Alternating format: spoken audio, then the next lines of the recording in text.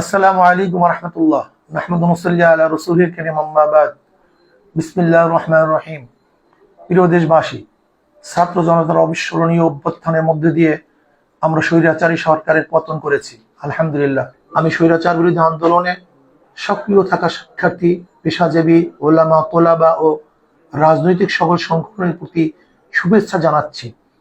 গভীর শ্রদ্ধার সাথে স্মরণ করছি স্বৈরাচার বিরোধী আন্দোলনে শহীদ হওয়া সকল জাতীয় বীরদের। প্রিয় দেশবাসী, নিদারুণ বাস্তবতা হলো আমরা এখন এক গভীর সংকটের মধ্য দিয়ে সময় পার করছি। এমত অবস্থায় সম্মিলিত প্রচেষ্টার মধ্য দেশকে এগিয়ে নিতে হবে। দেশের সকল শ্রেণীর পেশা মানুষকে দেশ গঠনের সজাগ ও সক্রিয় থাকতে হবে। প্রিয় দেশবাসী, আমরা ভেদাভেদ চাই না, হানাহানি, মারামারি, হিংসা, বিদ্বেষ চাই না। আমরা চাই সকল শ্রেণীর পেশার মানুষকে নিয়ে প্রিয় বাংলাদেশকে এগিয়ে নিয়ে যাব ইনশা আল্লাহ।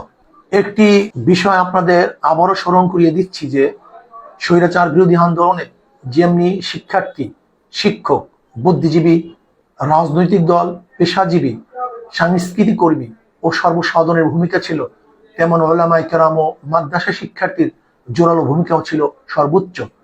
তাই আমরা আসন্ন অন্তর্বর্তীকালীন সরকারের সর্বজন গৃহীত বিভিন্ন পেশাজীবীর অন্তর্ভুক্তি পাশাপাশি এদেশের সকল গণমানুষের প্রতিনিধিত্বকারী ওলামায়ে কেরামের মধ্য থেকে প্রতিনিধি রাখার জোর প্রস্তাব করছি। এ বিষয়ে দেশবাসীর আপনারা সজাগ ও সচেষ্ট থাকবেন বলে আশা করছি। আল্লাহ হাফেজ।